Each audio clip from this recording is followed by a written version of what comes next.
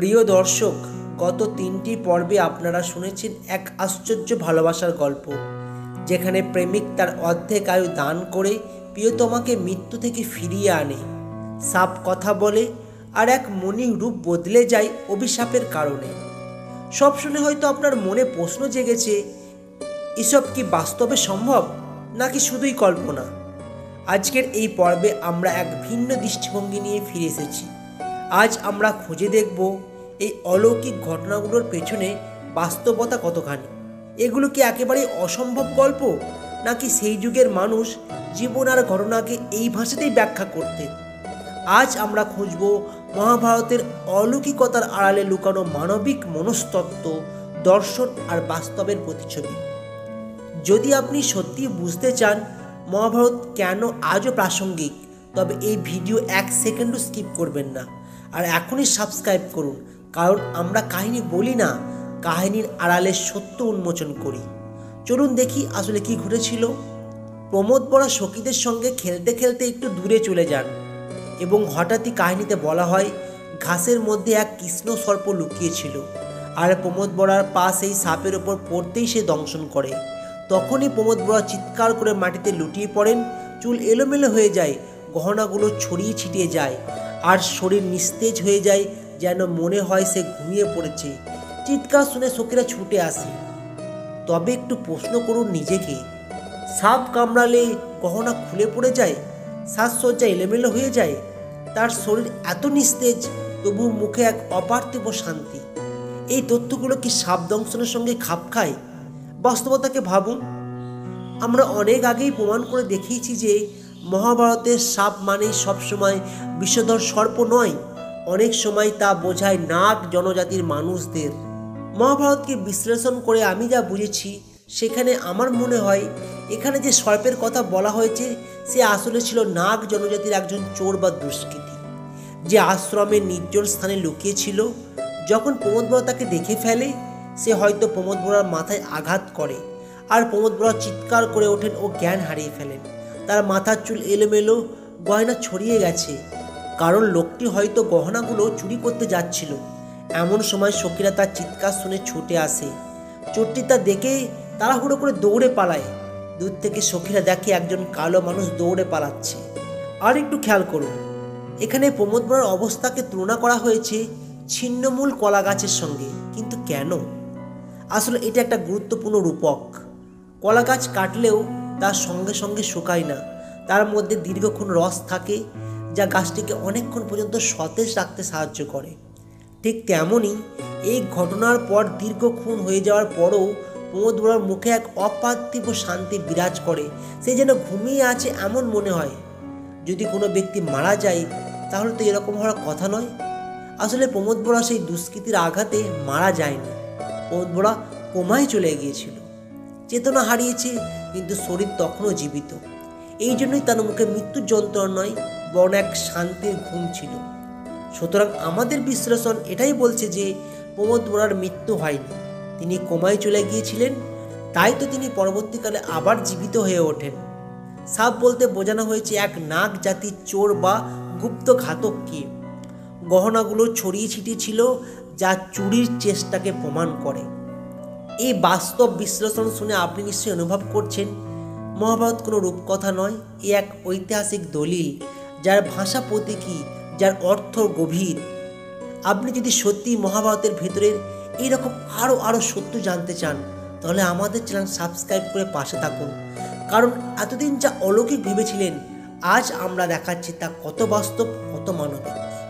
এবার আমরা দেখব সাপ কিভাবে কথা বলে আর কিভাবে অভিশাপের ফলে মানুষ সাপ হয়ে যায়। ঘটনা শুরু হয় রুরুর প্রতিজ্ঞা দিয়ে। কাহিনীতে বলা হয় প্রিয়তমা প্রমোদ বড়াকে এক সাপ দংশন করেছিল বলে রুরু প্রতিজ্ঞা করেন জীবনে যত সর্প দেখবেন সবাইকে হত্যা করবেন।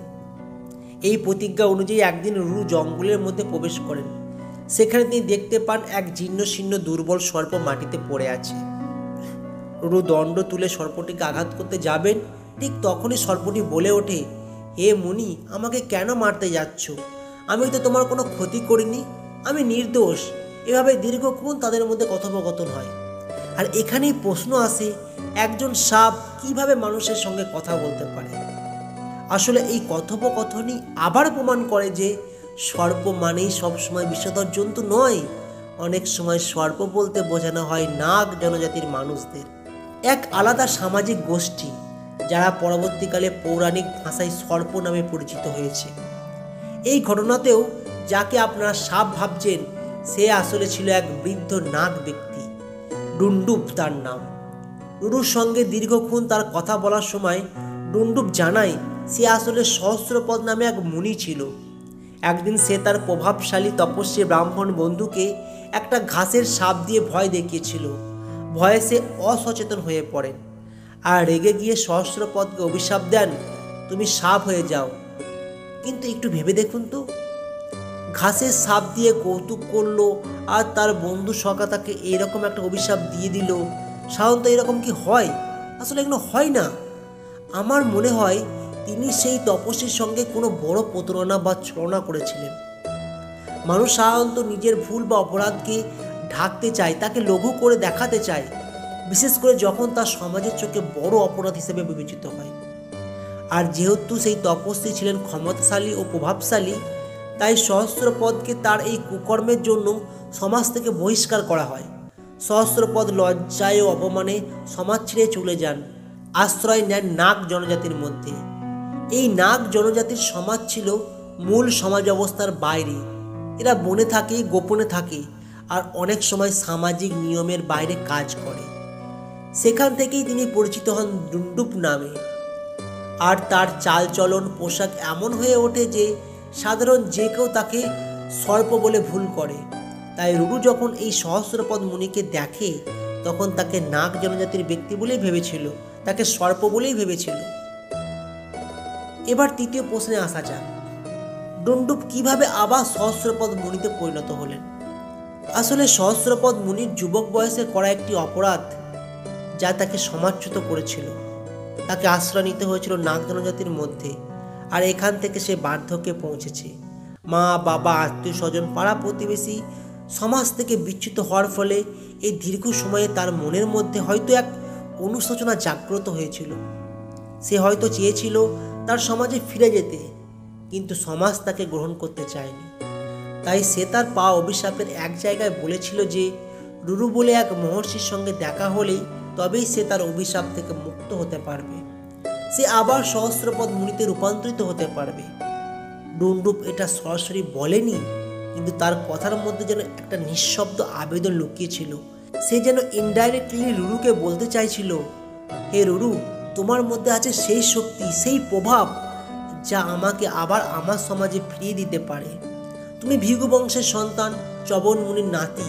তোমার নাম, সম্মান, মর্যাদা সমাজে এক বিশেষ স্থান তৈরি করেছে। তুমি যদি চাও তাহলে আমার এই নিঃসঙ্গ অভিশপ্ত জীবনের ইতি হতে পারে। তোমার একটি কথাই সমাজের চোখে আমায় গ্রহণযোগ্য করে তুলতে পারে। আমি আবার সমাজে ফিরে যেতে পারি একজন ভালো মানুষের মর্যাদায়। এখানে আর একটা প্রশ্ন জাগতে পারে যে রুরুর মতো ডুন্ডুপ এর আগে আর কারোর সঙ্গে দেখা করেনি কেন? এখানে বলতে হয় ডুন্ডুপ হয়তো চেয়েছিলেন, কিন্তু কেউ তাকে গুরুত্ব দেয়নি। রুরু ছিলেন সেই বিরল মানুষ যার মধ্যে ছিল সহানুভূতি। আজও যেমন অনেক গরিব বা সমাজচ্যুত মানুষের পাশে কোনো শক্তিশালী ব্যক্তি দাঁড়ালে তবেই সে সম্মান ফিরে পায়, সমাজ তাকে গ্রহণ করে। একইভাবে রুরুর মতো একজন প্রভাবশালী ও মানবিক ব্যক্তি ডুন্ডুপের পাশে দাঁড়ানোর পরেই তিনি সমাজে ফিরে যেতে পারলেন। অর্থাৎ তার সর্বজীবনের মুক্তি হলো, তিনি আবার সামাজিক মর্যাদায় ফিরে পেলেন। এই ব্যাখ্যা যদি ভালো লেগে থাকে, আরও এমন বাস্তব বিশ্লেষণের জন্য বাংলা মহাভারত চ্যানেলটি সাবস্ক্রাইব করুন। এখানে আমরা মহাভারতের প্রতিটি ঘটনাকে নতুনভাবে ভাবাতে শেখাচ্ছি। সর্বশেষ আরেকটি গুরুত্বপূর্ণ প্রশ্নে আসা যাক, তা হলো রুরুর অর্ধেক আয়ুদান। প্রিয় দর্শক, যখন প্রমোদবরার মৃত্যুর পর রুরু দুঃখে কাতর হয়ে কেঁদে চলেছিলেন, ঠিক তখনই এক দেবদূত তার সামনে এসে বললেন, হে রুরু, মানুষ একবার মারা গেলে সাধারণত আর জীবিত হয় না। তোমার প্রিয় প্রমোদবরার আয়ু শেষ হয়েছিল বলেই তার মৃত্যু হয়েছে। তবে একটা ব্যতিক্রম ব্যবস্থা একসময় দেবতারা করেছিলেন। যদি তুমি তা করতে পারো তবে প্রমোদবরাকে ফিরে পেতে পারো। রুরু মুহূর্তের মধ্যে বললেন, কি সেই উপায়? আমি এখনই করতে রাজি। দেবদূত বললেন, হে ভৃগুনন্দন, যদি তুমি তোমার আয়ুর অর্ধেক প্রমোদ বরাকে দান করো তবে সে আবার জীবিত হয়ে উঠবে। রুরু বিন্দুমাত্র দ্বিধা না করেই বললেন, তাই হোক, আমি আমার প্রিয়তমাকে আমার অর্ধেক আয়ু দান করছি। সে যেন এখনই মৃত্যুশয্যা থেকে উঠে দাঁড়ায়। এরপর সেই দেবদূত গেলেন যমরাজের কাছে এবং বললেন, হে ধর্মরাজ, রুরু তার জীবনে অর্ধেক আয়ু দান করতে ইচ্ছুক। আপনার অনুমতি পেলে প্রমোদ বরা সেই আয়ু নিয়ে আবার বেঁচে উঠতে পারে। ধর্মরাজ সম্মতি দিলেন। যদি রুরু সত্যিই নিজের আয়ুর অর্ধেক তাকে দেয় তবে প্রমোদ বরা আবার জীবিত হোক। এবং সেই আশীর্বাদের পরেই প্রমোদ বরা যেন গভীর ঘুম থেকে জেগে উঠলেন। আস্তে আস্তে উঠে দাঁড়ালেন, তিনি ফিরে এলেন জীবনে। এখানে প্রশ্ন হলো, আসলে কি সত্যি আয়ু দান করা যায়? বাস্তবিকভাবে আয়ু দান করা সম্ভব নয়। এটা একটা রূপক, একটা প্রতীকী কাহিনী। মূল কাহিনীতে আমরা দেখি যে প্রমোদ বরার পিতা ছিলেন এক বিশিষ্ট গুণী ও বিজ্ঞ ব্যক্তি। তার সমাজে পরিচিতি ছিল অসাধারণ এবং তার অনেক বড় বড় জ্ঞানী বিদগ্ধ সম্পন্ন লোকের সঙ্গে সুসম্পর্ক ছিল। এক কথায় বলা যায় তার একটি প্রভাবশালী ও শিক্ষিত নেটওয়ার্ক ছিল। যখন সাপের কামড়ে প্রমোদ বরা অচেতন হয়ে পড়েন তখন তার পিতার সেই যোগাযোগের ফলেই অনেক বিশিষ্ট চিকিৎসক, পণ্ডিত ও অভিজ্ঞ লোক সেখানে উপস্থিত হন। তারা সবাই মিলে পরীক্ষা নিরীক্ষা করে বুঝতে পারেন প্রমোদ বরার মৃত্যু হয়নি, বরং তিনি গভীর কোমায় চলে গেছেন। সেই সময়ের ভাষায় যা উপমায় একে হয়তো মৃত্যু বলা হয়েছে, কিন্তু প্রকৃতপক্ষে তিনি ছিলেন এক জটিল অবচেতন অবস্থায়। এই অবস্থায় সেই বিশিষ্ট চিকিৎসকদের একজন, যাকে রূপকভাবে দেবদূত বলা হয়েছে, রুরুকে বোঝান প্রমোদ বরাকে সুস্থ করতে গেলে দীর্ঘ সময় ধরে সেবা, চিকিৎসা এবং ত্যাগ প্রয়োজন। তোমার জীবনের অর্ধেক সময় তাকে দিতে হবে, সর্বক্ষণ তার শুশ্রূষা করতে হবে। এই সময় তোমার হয়তো নিজের আনন্দ, জীবনযাপন, ভবিষ্যৎ সব কিছু ত্যাগ করতে হবে। এটাই মূলত আয়ুর অর্ধেক দান নামক রূপকের ব্যাখ্যা। এরপর যখন রুরু সেই ত্যাগের জন্য প্রস্তুত হন তখন সেই দেবদূত অর্থাৎ চিকিৎসক একজন সিনিয়র, অভিজ্ঞ এবং গুণী চিকিৎসকের সঙ্গে, যাকে এখানে যমরাজ হিসাবে উপস্থাপন করা হয়েছে, তার সঙ্গে পরামর্শ করেন। যার চূড়ান্ত অনুমতির পরেই দীর্ঘ চিকিৎসার মাধ্যমে প্রমোদ বরা ধীরে ধীরে সুস্থ হয়ে উঠলেন। এই কাহিনী আমাদের বলে, ভালোবাসা, ত্যাগ আর একনিষ্ঠতা যদি গভীর হয় তবে চিকিৎসা, সেবার মাধ্যমে মৃত্যু থেকেও জীবন ফিরিয়ে আনা সম্ভব। কিন্তু এই সব কিছুই রূপকের আড়ালে বলা হয়েছে যেন এক অলৌকিক ভালোবাসার উপাখ্যানের মাধ্যমে দর্শকের হৃদয় স্পর্শ করা যায়। তাই মহাভারত কোনো রূপকথা নয়, এ এক ঐতিহাসিক দলিল, যার ভাষা প্রতীকী, যার অর্থ গভীর। আপনি যদি সত্যিই মহাভারতকে আরও গভীরভাবে জানতে চান তাহলে আমাদের চ্যানেল সাবস্ক্রাইব করে পাশে থাকুন, কারণ এতদিন যা অলৌকিক ভেবেছিলেন আজ তা আমরা দেখাচ্ছি তা কত বাস্তব, কত মানবিক। ধন্যবাদ।